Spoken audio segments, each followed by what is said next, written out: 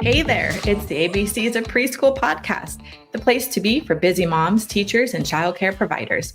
I'm your host, Miss Amber, an early childhood expert with nearly 3 decades of experience and a proud mama too. I know you're running around with those littles, so let's jump right in. Welcome to the ABCs of Preschool with Miss Amber, the founder of the Loving Start Way.com and the author of the new book, The ABCs of Preschool. Today, I wasn't sure I was going to talk about this for a while, but today I'm 8 days post-op from, 1, 2, 3. I think this was my fourth surgery since my cancer diagnosis at 31. I was diagnosed with breast cancer when I was 31 years old, and my kids were little. I was in the thick of parenting. I was in the thick of mothering. My youngest was 3 and my oldest was 9, I believe, 3rd grade, 8 or 9. So I had 4 kids, 3rd grade and under. I was running, I think I had 2 preschools going at the time, maybe 1, running a school. I was volunteering. I was always the mom that was volunteering for everything. I did field trips. I was on like the auction committee at the kids' elementary school. So yeah, I was actually on the auction committee at that time. I was the logistics girl.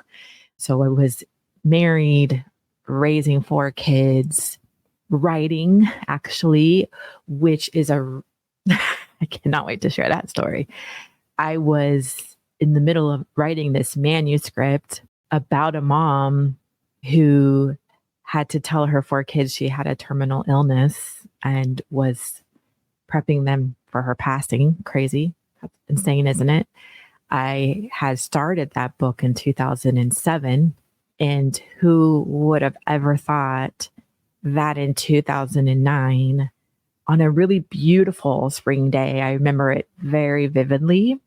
It was March 11th, 2009, the day before I had a biopsy. And on this afternoon, I picked up all the kids. I only worked like 8:30 to 3. So I always dropped off the kids in the morning and I'd pick them up in the afternoon. And I remember it like the screen doors were open, the windows were open. It was a really beautiful spring afternoon, California. And we had 3 acres. The kids were in the backyard playing. I could hear them. I could smell like springtime. And my phone rang, and it was the doctor I had seen the day before. And I remember him saying clearly, "I'm so sorry to tell you this, but your biopsy actually came back and you have cancer." It's a surreal moment. And I'll back up a little bit. On my 30th birthday, I remember going in for a massage. I remember, you're on your stomach. And I remember after that massage, I was having a massage with a friend. And I had a big party that night, like for my 30th birthday. And I remember like my breast just freaking hurting. And I thought it was weird. And I remember getting off the table and telling my friend, like, "Is it normal? Like, did that hurt your breast?" Your boob. I say boob. And that was like the first time I noticed something. I was 30. And as parents, as moms, and especially as parents of raising little ones, our lives, especially if you're married, like you're married, you're parenting, if you're working, you're juggling work, you're juggling the house. I think as women, especially, we take on so much, and that's just our role. Like, we work, but we also have the home to take care of. If you have children, we also have like their lunches and the laundry and the scheduling of the meal planning and the prepping for that and volunteering and just juggling it all. And so I was thick in juggling all of it, juggling employees, juggling payroll. I was on this committee for the school auction, life was happening and it was full steam. And so when I was 30 on my birthday, that was January 7th, is when I first felt something, and I just felt like pain in my right breast. But we get so busy that we tend, and I'm going to encourage you not to do this and hear me out, but as parents, as women, we tend to put ourselves on the back burner and we put everybody else ahead of us. It's like in our nature, but that can be problematic sometimes. So that was January. Come October, I'm kind of like in the mix of parenting and not really thinking, especially at 30 years old, like I don't think it crossed my mind yet that this could be something bad. But I remember in October, I was reading a book to my daughter. I think actually all the kids were on the couch. I was reading a book and my hand like kind of like brushed against my breast and I felt lump number 2. And I was like, oh, okay, there's something here. Like I can actually feel it now. Like I felt like 2 different lumps going on. And that started the prompting of going to doctors.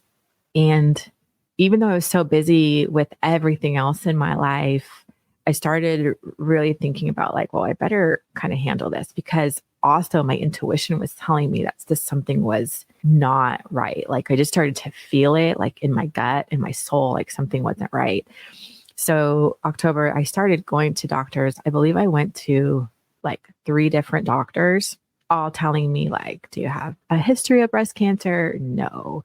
You're only 30, like that you're fine. And like young women, your breasts, when you're younger, having babies. And like I had my last son I was 27 and I nursed. My last time I was nursing was, he at 27. And then we adopted my daughter when I was 29.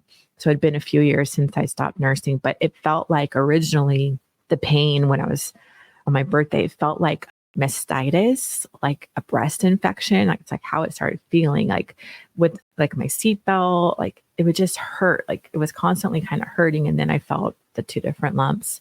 So I started seeing doctors at like the breast clinics and you're fine, you're fine, you're fine. I finally went into one doctor who actually could feel the lumps. And I think it was fast forward. So it was now January. I think I went in January and actually a female doctor felt it and scheduled an ultrasound. And so I had started doing research late at night. Well, I was just really feeling like I think this might be breast cancer. And thankfully I had found this, I think it was called Young Survival Group, something like that. It was basically young women with breast cancer, like a support group. So I would put all my kids down to bed. And then at night I was just on the internet, like reading, and trying to like soak up as much knowledge as I could. For me, I have found that I need info. I need information and I need a lot of it. I know a lot of people joke about Google and like, oh, don't Google things. Don't be Dr. Google. But for me in my health journey, it's been so valuable that I actually say more knowledge is freaking more power. So I was soaking up so much knowledge. Like I was learning that like young women's breasts are really thick. And so they can have cysts in them and it's hard to see tumors sometimes. Like a biopsy was like the sure way of knowing. Like I just started gaining all this knowledge. So I went into my ultrasound and I remember the night before like freaking out. I remember I couldn't sleep and I was like sobbing all night, like hysterical. Like I just had a feeling like that next day they were going to tell me, yes, you've got cancer. Like these are tumors. And I remember going into my ultrasound and I was so dismissed. It was this lady that came in and she acted like I was like wasting her freaking time. And she was doing the ultrasounding image and I kept saying, oh, it's down. There's one here and one down here. I was trying to point to her to get the area. And she just was so like like I said, I felt like I was wasting her time almost. So she was done really quick. And then she's like, I'll be right back. And then she left. And then she came in maybe like 10 minutes later. She's like, you're fine. Go home. Maybe if you want to check up in a year, but you're good. There's nothing there. You're fine. Go. Like, you're good. And I remember kind of being stunned a little bit, but like, wow, okay. Like a little bit hopeful, like, okay, I must be like going crazy or something. But that nagging feeling never went away. Like I still felt this nagging sense of something's wrong. And I truly believe that just from all the things I've been through, I feel like that intuition that we have, all of us have it. I feel like it's like our compass and it's our guide. And I think it could help us. But I think so many times we're so busy in life doing so many other things that we don't stop enough to be still and to be quiet, to actually listen to our gut, to that intuition. I almost wonder if it's like, I think we have souls. And I mean, I don't know anything for sure. I mean, I've never died and I don't know anything, but I do think that we have a soul. And I think that our intuition is our compass, it's our guide. And if we can be quiet enough and still enough to listen, it can really help guide us through things in life. And it was going off, like my intuition and my gut, even though that ultrasound said was negative and that lady was like, you're fine, like go, like there's nothing there. It didn't sit well with me. And thank goodness. And so a few weeks went on and I made another appointment to the breast clinic and I went in again because I just had all this more knowledge and I really knew I needed a biopsy. Like I needed a biopsy or a mammogram or something. So I needed more imaging. So I went back into the breast clinic and that was in March. It was March 10th. It was a Tuesday. I remember this. It was a Tuesday. And I went in and it was a man and I had the same conversation. I've got 2 lumps. He checked my history. He saw that the ultrasound was negative. He was like, what do you think? You got cancer or something? And I remember saying, yeah, I think I might. And he went over my history. And again, no family history of breast cancer. I said, I need a mammogram. I need more imaging. I just feel like I need more testing. And he's like, you can't have a mammogram. You're not 35. And I was like, okay. He's like, well, I can give you a biopsy if you want a biopsy. I can do that right now. And I was like, yes. I didn't even think about it. Yes. I said, I need a biopsy. Yes. And I said, where do I sign? And so he goes out, sends in the nurse. They prep me for a biopsy. And I'm like, here it is. Finally, like, I know that I'm going to know for sure. And as he's doing the biopsy, I remember him saying like, oh, you'll hear back in like 4 to 5 days, but this probably nothing. If most likely it's not cancer, you're too young. Like it was again, kind of dismissing me. But I remember leaving the office just with this weight off of me because I knew that finally, like I'm going to have an answer. And sure enough, the next day, back to that beautiful spring afternoon, I can hear my kids playing in the backyard. I got that phone call from that same guy doctor saying, yes, it's cancer. And you're going to need a mammogram. You're going to need to see a surgeon, plastic surgeon, and you're going to need more testing. And I remember my hand started to shake, but I was shocked, but I wasn't. It was a weird moment.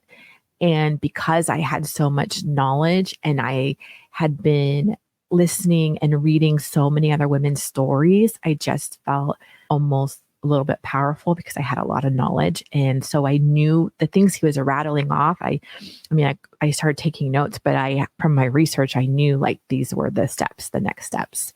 And it was crazy. And that began my journey through of being diagnosed at 31 with breast cancer and being a mom of really young kids.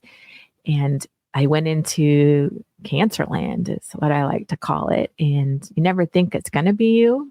I mean, I had no family history, but I think that's the gift of life is that if we can grasp possibly our demise and our death now, like all of us will pass away one day. Like this is so temporary. Our lives are temporary.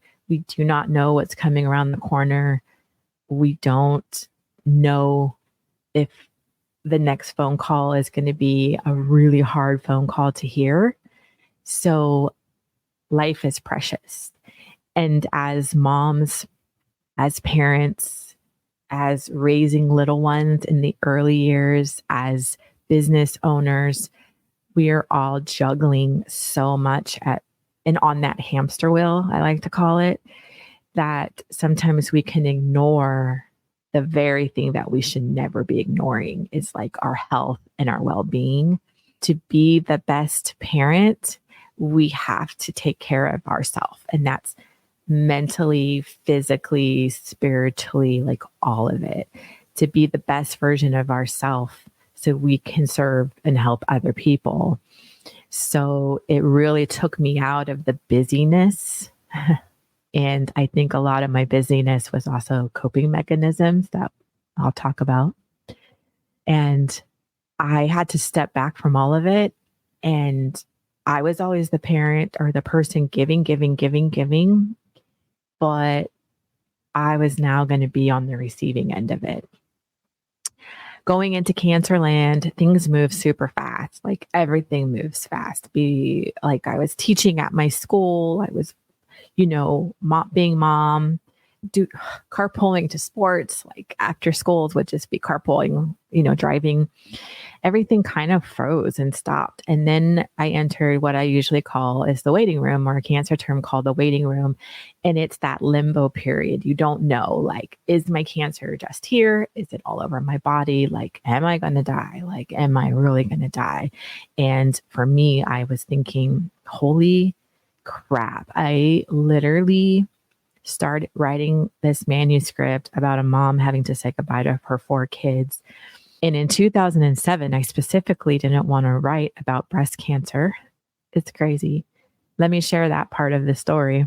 In 2007, I had always wanted to be a writer, and I always was like wanting to write a book. But in 2007, I remember specifically, and looking back, I think I already had cancer.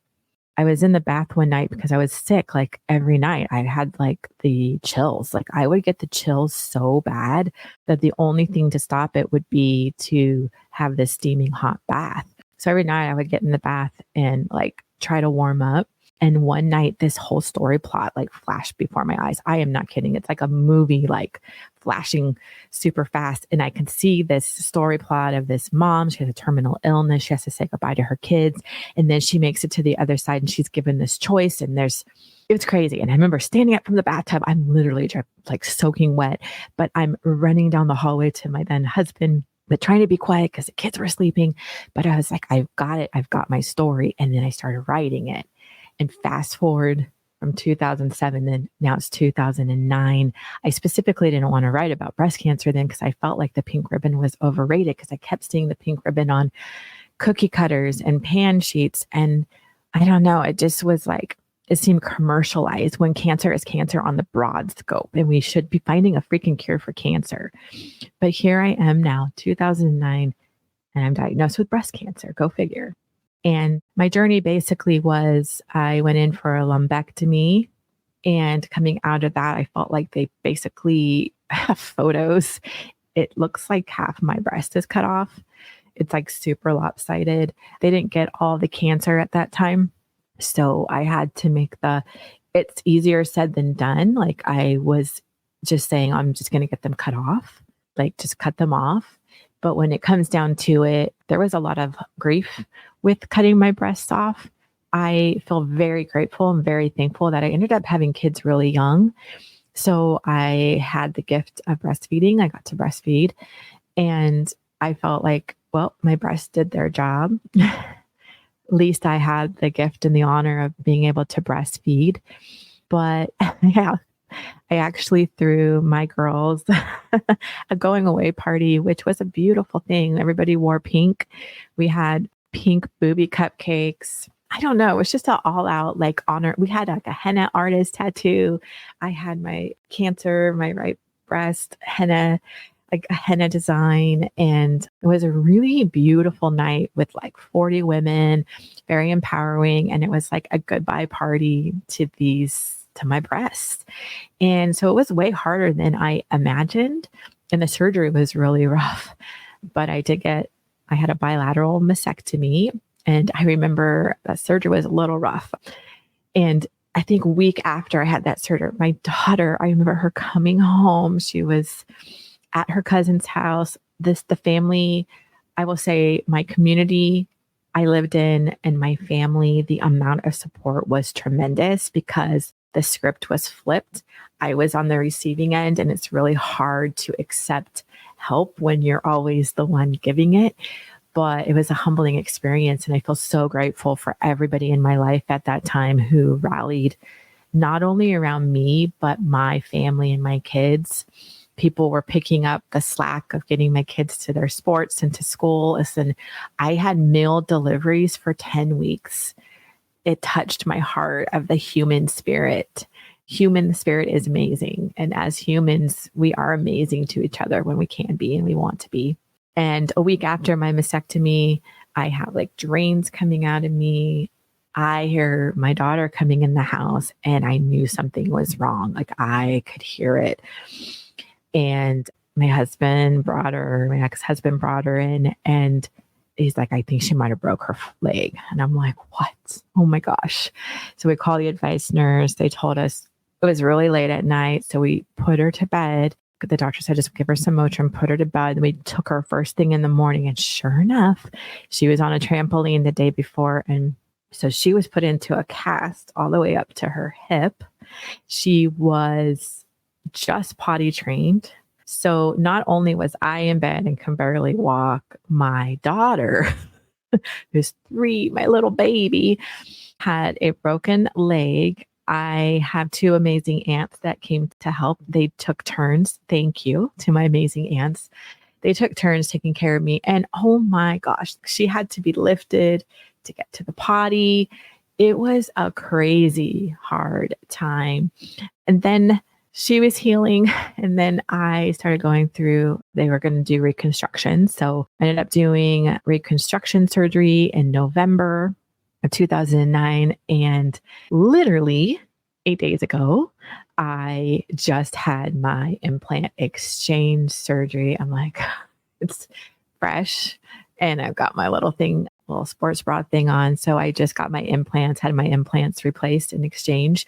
So I think that's why I'm talking about this right now, because I feel like I am so thankful that I am still here, that I listened to my intuition and my gut, and I pursued it to know for 100% sure, like it was cancer or not, like with that biopsy, because if I didn't slow down and if I ignored my intuition, I truly think I would not be here today. My medical team at that time, when I was going through my cancer treatment, sucked.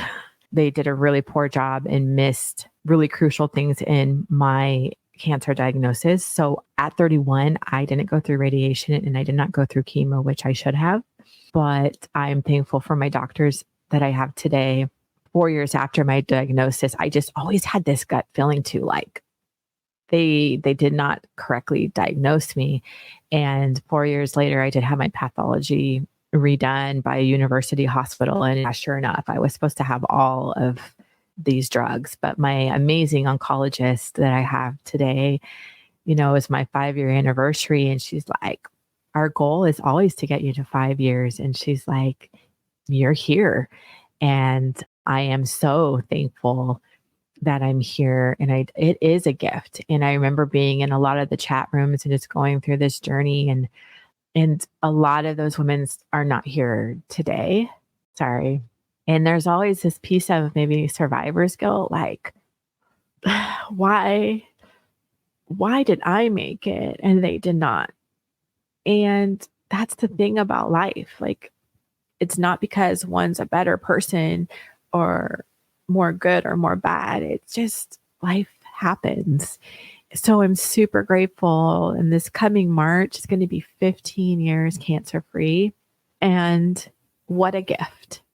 It's caused a lot of health issues that I didn't see moving forward from cancer. I had a full hysterectomy, I think 8 years ago, December, in a few weeks. And they removed everything as just preventative because I had cancer so young, which entails has created a lot more of health issues that I had no idea. But overall, I am so blessed to be here and strong and healthy and healing, yes, from another surgery, but here and here to watch these 4 human beings who I was in the midst of life at that cancer diagnosis. And here I am 15 years later doing extraordinary. And I remember at my 5-year cancer anniversary, my oncologist looking at me and saying, "Congratulations, you've made it 5 years. Go live your life. Like, you have this whole beautiful life ahead." And I remember that was one of my turning points in life, was one of the moments I began to really change my life in a really, now looking back, a positive way. But then it was going to get really hard. But that's just a part of my cancer journey. My kids, it's really funny. It's like most of my kids don't even remember that time. Actually, I don't think any of them do. It's really hard to juggle all of that and be mom. I remember having to hide myself in the bathroom or my closet and just bawling my eyes out when I was in the waiting room period. And the waiting room is really when you don't know exactly where has the cancer spread? Is it just in one location? It's the testing period, which is super high anxiety. If you have been through cancer, it's just a really high anxiety time because there's not a plan set yet because you don't know the extent of it. And Cancerland was crazy because I was at the doctor a lot. And it's like, how do you talk to your kids about it? And I tried to be really open with them. And one of my sons really went backwards during that time. I would be on the phone telling friends like, yeah, they're just going to chop them off. And I remember those words created a lot of fear for my then kindergartner. And he went backwards in a lot of things. So it's trauma. It was not just my trauma and my heart, as much as I was trying to contain it all with just within me. Things like that can't be contained, and they slip and they fall into the family life too. And there's fear, there's anxiety, there's uncertainty, there's like how much to say to your little ones and how much not to say. There's a balancing act of being strong mommy for your kids and putting on that brave face. But honestly, I'm so glad I had them during that time because it really forced me to be strong and to really be present with them as much as I could, because these early years, be present, enjoy it. They're hard, but they go so fast. And with anything in this, I guess what I wanted to get out of this, sharing my little bit of my breast cancer journey, is as parents, as moms, we want to play superhero to everybody. I know I struggled with perfectionism. Like, I want to be that perfect mom. I never really did well with Pinterest. Wasn't totally around. Maybe it was around. Yeah. When my kids were, it was around, but I always wanted to be the Pinterest mom with the really cute Christmas desserts at the parties and like all these fun things I never ended up being. But being present is everything. And taking care of yourself means you can show up better for your kids. I remember I had the drains on. I think it was 2 weeks past surgery, and it was Mother's Day. There was a Mother's Day tea, and one of my sons was in second grade. I think second grade. I was in so much pain, but there was no way in hell I was going to miss this tea. And I remember begging my aunt, I'm like, you're taking me. And I had like 4 drains coming out of me, and I had them like push pinned in. And there was no way I was going to miss this Mother's Day event and have my son there without me. And I waddled into that classroom. I was like dripping with sweat, but I was there. And even in our hard, we can be there for our kids and for our little ones, but ask for help. I had a community rally around me, and I will be forever grateful. I want to encourage you to listen to your intuition. Our children need us to listen to our intuition, right? Because our intuition could also spot off danger or really bad situations. Listen to your intuition when choosing a school or choosing a doctor. Like our gut, I think an intuition works. If I didn't pause to listen and actually make it a priority to keep going to doctors and to keep fighting for my health and to get that biopsy, I honestly don't think I'd be here. I really don't. So that's a little bit of my breast cancer journey. And I just want to encourage you guys as parents and being in the trenches of the early years and all the things that encompass those years, and carpooling and sports and daycare and work and family life and married life. Pause sometimes and take a measurement of how you're doing. How is your stress? How is your health? How is your sleep? Because looking back, again, I'm not a doctor. I don't know for sure. Looking back, I was under so much stress and constantly in a fight or flight mode, in a eggshell kind of home life environment, that I think my immune system was so low. And possibly, I don't know for sure, possibly that's why maybe I got breast cancer at 31. It was my wake-up call to look around, to check my life, and to see what was working and what was not. And a lot was not working at that time. But I'm here and I'm grateful for that journey, because before cancer, Amber was very goal-oriented, and like I was busy a lot and volunteered a lot and had these big goals and dreams and would pursue them. But after cancer, that ticking clock of life got louder, and life is a gift. It truly is. Even in the really hard and messy, it's a gift. And I am so grateful that I am here and I'm alive and I'm healthy and strong. And I'm glad I've got an additional 15 years. And I hope you take the time to dive inwards a little bit and be present within yourself and listen to your intuition or your gut, because maybe you're off course or maybe you are on course. Wishing you guys a fabulous week. Beautiful souls. This is Miss Amber, with the author of the ABCs of Preschool and the founder of the Loving Start Way. Dream it, wish it, do it. Have a fabulous week.